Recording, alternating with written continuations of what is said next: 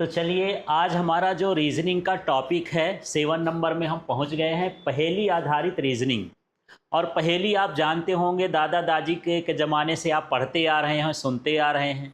उस पर आधारित प्रश्न भी आते हैं, कॉमन सेंस वाले प्रश्न आते हैं, इसलिए आपको इसमें दिमाग लगाना है। और कोई भी प्रतियोगी परीक्षा हो, रीजनिंग तो आती ही है। तो चलिए यहाँ पर क्वेश्चन देखते हैं। और क्वेश्चन ये है, बड़े ध्यान से समझना है और ऑप्शन देख करके उत्तर देना है। मेरे पास पत्ते हैं पर मैं पेड़ नहीं हूं। पत्ते हैं पर मैं पेड़ नहीं हूं। मेरे पास पृष्ठ हैं पर मैं डायरी नहीं हूं। पृष्ठ माने पन्ने हैं पर मैं डायरी नहीं हूं। मैं ज्ञान देता हूं पर मैं शिक्षक नहीं हूं। नॉलेज मेरे से ले सकते हो पर मैं टीचर नहीं हूं। मैं क्या हूं? अखबार हूं, कैलेंडर हूं, किताब हूं, नक्शा हूं। है ना? तो इसमें अब किताब से तुलना कर सकते, इसमें पत्ते माने क्या हो गया? पन्ने हो गया। है ना? इसमें पृष्ठ भी है। और ये डायरी नहीं है तो क्या है?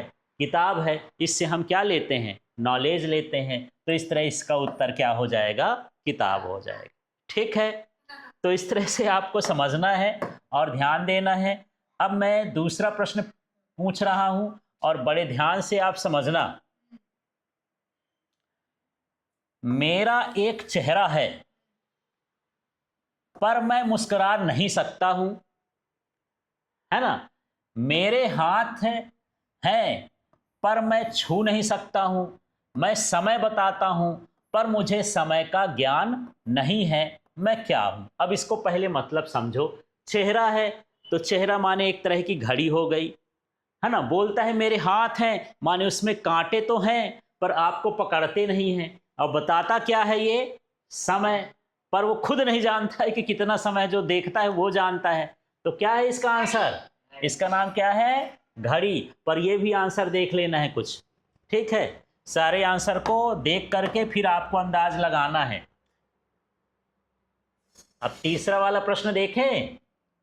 हाँ, तीसरा प्रश्न देखो, रीजनिंग वाले प्रश्न है, इनको बड़े ध्यान से देखना है भाई। दिन में एक बार मैं आता हूं, रात में एक बार जाता हूं। मैं न चांद हूं न तारा, फिर भी रोशनी का स्रोत हूं। मैं क्या हूं? है ना? तो दिन में आता है सूरज और रात में क्या होता है? चला जाता है। तो ये क्या कहलाता है? इसका सही आंसर क्या कहलाया? सूरज। ठीक है, इसके बाद यहां पर चौथे वाले प्रश्न को देख लेते हैं। प्रश्न क्या है इसको समझो। मैं हमेशा आगे चलता हूं, कभी पीछे नहीं जाता। राजा हो या रंक, सबके साथ एक जैसा व्यवहार करता हूं। मैं क्या हूं? नदी हूं, समय हूं, सत्य हूं, हवा हूं। तो क्या है? समय। समय हमेशा कहां चलता है? आगे, कभी पीछे नहीं चलता है। ठीक है, और वो समय सबके लिए नहीं रुकता, किसी के लिए नहीं रुकता है। चाहे वो राजा हो और चाहे गरीब आदमी हो, चाहे अमीर आदमी हो, समय तो हमेशा क्या होता रहता है? चलता रहता है, बढ़ता रहता है। यदि समय रुक जाता तो उस जमाने का राजा आज जिंदा होता, न मरता। है ना? तो सबके लिए एक जैसे है। इसके बाद देखिए, मैं एक ऐसी चीज हूं जो जितनी पुरानी होती जाती है उतनी अधिक मूल्यवान हो जाती है। शराब जितनी पुरानी होगी उतनी महंगी होगी। दोस्ती जितनी पुरानी होगी उतनी अनमोल होगी। सोना भी पुराना होता है, महंगा होता जाता है। इसका सही उत्तर क्या हो गया? उपरोक्त सभी। इस तरह से आपको ऑप्शन देख लेना है। अब यहां पर पांचवा वाला प्रश्न है, छठवां वाला प्रश्न है क्या? हाँ, देखिए। मेरे बिना कोई रह नहीं सकता लेकिन मुझे देख नहीं सकता। मेरे बिना नहीं रह सकते हो और मुझे देख भी नहीं सकते हो। मैं जीवन देता हूं लेकिन खुद जीवित नहीं हूं। मैं क्या हूं? पानी को तो आप देख सकते हो, प्रकाश भी देख सकते हो, मिट्टी भी देख सकते हो, और हवा। हवा नहीं देख सकते हो और इसके बिना जी भी नहीं सकते हो। और ये जीवित है भी नहीं पर जीवन देती है। ठीक है, इस तरह से आपको इसका आंसर चॉइस करना है। चलो, पहेली नंबर 7 देखिए। एक कमरे में 3 मोमबत्तियां जल रही थी, हवा से एक बुझ गई। कितनी मोमबत्तियां बची? 3 कैसे बचेंगी भैया? आप इसमें फेल हो गए, दिमाग लगाना है, पहेली है। कैसे बचेंगी एक समझाओ तो। देखो कितनी मोमबत्तियां जल रही थी, 3। ये क्या हो गई, बुझ गई। और ये क्या हो रही, जल रही, तो जलते जलते पूरी खत्म हो जाएंगी। 2 क्या हो गई, खत्म हो गई। ये बचेगी बुझी वाली। तो कितनी बची, 1 बची। समझ में आया। इसका सही उत्तर क्या है, 1 है। प्रश्न समझ में आ गया। कितनी मोमबत्तियां थी, 3।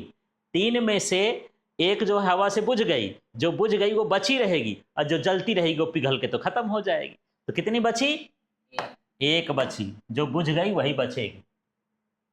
फेल हो गया दिमाग, नहीं हुआ। चलिए अब ध्यान से समझना है प्रश्न को। एक किसान के पास 17 भेड़ें हैं, सब मर गई सिवाय 9 के। कितनी भेड़ें बची, 17 थी, सब मर गई सिवाय 9 के, है ना। 9 नहीं मरी, तो कितनी बची, 9 ही बची, बाकी तो मर गई हैं। तो यहां पर कितना हो जाएगा, 9। बस क्वेश्चन को आपको हाँ।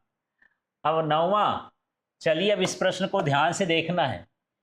एक आदमी 1 महीने में 30 किलोमीटर चलता है, वह 10 दिन में 10 किलोमीटर चलेगा। कितने दिन में 10 किलोमीटर चलेगा। तो देखो 1 महीने में कितने दिन होते हैं, 30 दिन।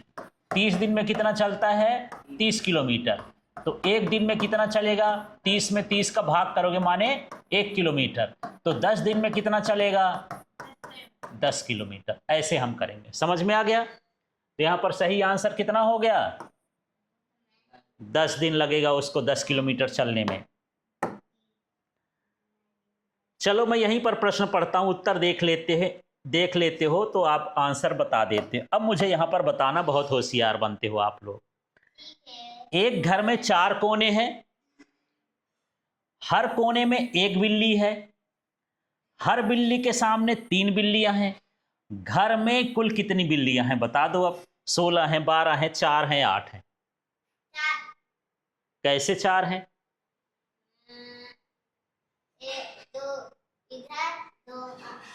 अब देखो ये 4 कोने हो गए।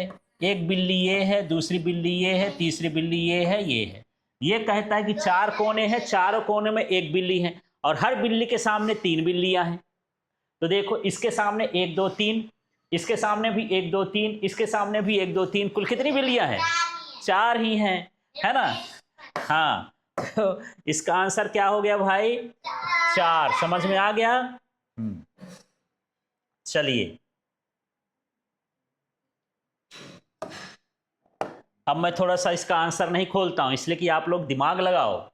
एक डॉक्टर की एक बहन है, एक डॉक्टर है, उसकी एक बहन है, लेकिन उस बहन का कोई भाई नहीं है। यह कैसे संभव है। वो सौतेले भाई बहन है, बहन ने भाई को अस्वीकार कर दिया है, डॉक्टर एक महिला है, यह असंभव है।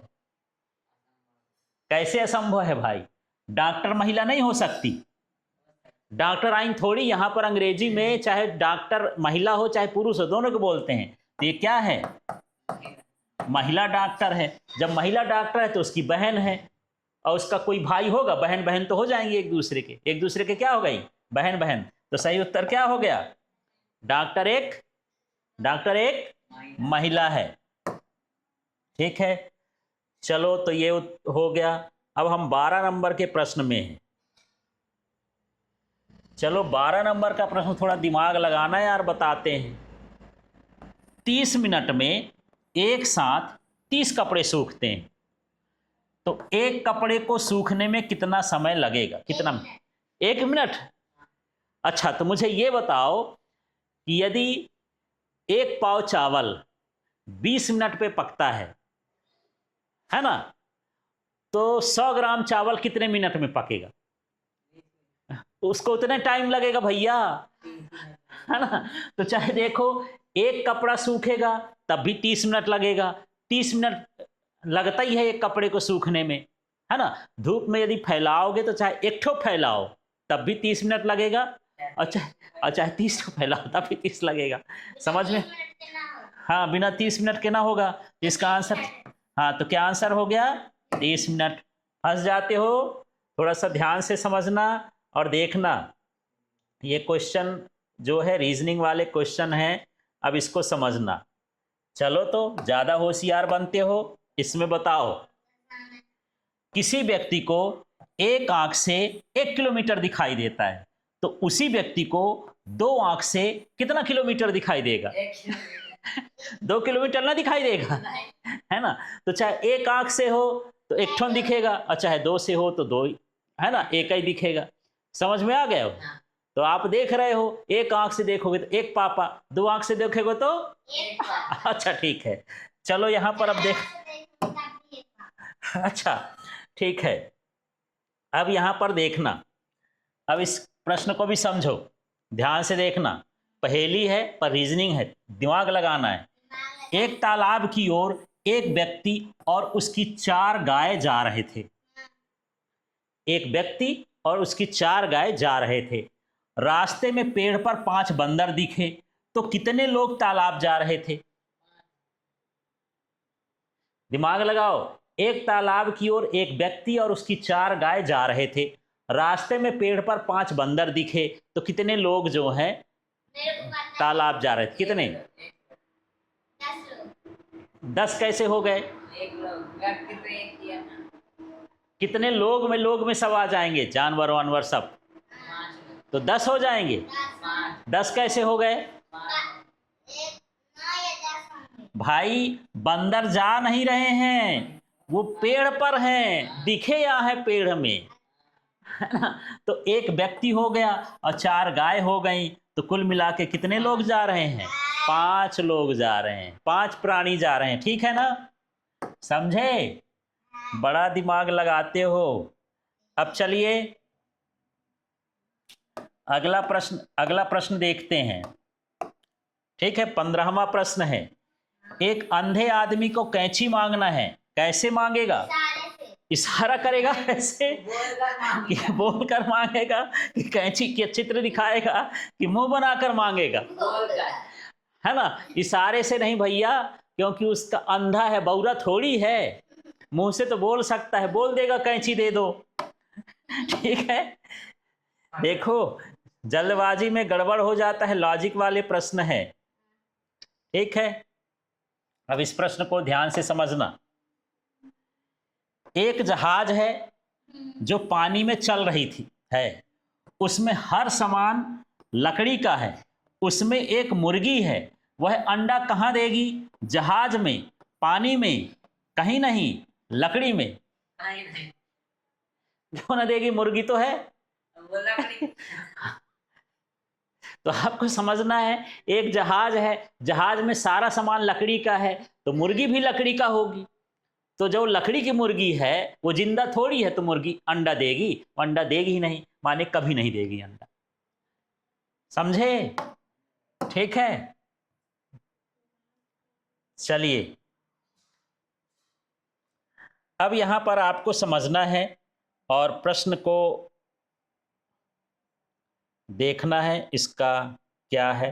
ठीक है, अगला प्रश्न देखो भाई। बाप बेटे 2 रोटी पकाए 3, सबको बिना तोड़े बराबर रोटी कैसे मिल सकती है? रोटी कितनी है? 3, और ये हैं कितने लोग? 2। अब 3 लोग हैं, तो क्या है, 2 में बांट देंगे क्या? एक एक रोटी? 1 में बांट देंगे तो 1 बच जाएगी। संभव नहीं है क्या? तीनों में बांट देंगे? तीनों में बांट देंगे, क्योंकि बाप 1 हो गया, बेटे 2 हो गए, कुल मिला के कितने हो गए? 3, और रोटी भी कितनी है? 3। सबको जो है बिना तोड़े बांट सकते हैं, एक एक। ठीक है, इसलिए समझ सकते हो कि सबको एक एक मिलेगी। प्रश्न को बड़े ध्यान से देखना है ना, पहेली वाले प्रश्न है। और इसको भी देखो भैया, 18वां वाला उत्तर नया नया भी ये लोग उत्तर देख लेते हैं, बदमाशी करते हैं। यहां पर देखते हैं, एक टेबल में 3 प्लेट पर एक एक सेव है। 4 लोगों को बिना तोड़े बराबर सेव कैसे मिल सकता है? 2 बांट देंगे, 1 बचा लेंगे। 3 बांट देंगे, 1 बचेगी, संभव नहीं है। 4 बांट देंगे। कितने लोग हैं? 4। और सेव कितने हैं? कैसे हैं? 3 प्लेट में कितने हैं? एक एक, और कहाँ है? एक टेबल में। हाँ, एक टेबल में है। तो एक हुआ टेबल में, और 3 प्लेट में कितने हो गए? 3। कितने सेव हो गए? 4। तो 4 सेव एक एक इनको मिल जाएंगे बिना तोड़े, है ना? तो 4 बांटेंगे। इस तरह से आपको ध्यान देना है। चलिए अब हम प्रश्न आ जाते हैं 19वां, ये रिपीट हो गया है, इसको छोड़ देते हैं। 20वां प्रश्न देखते हैं।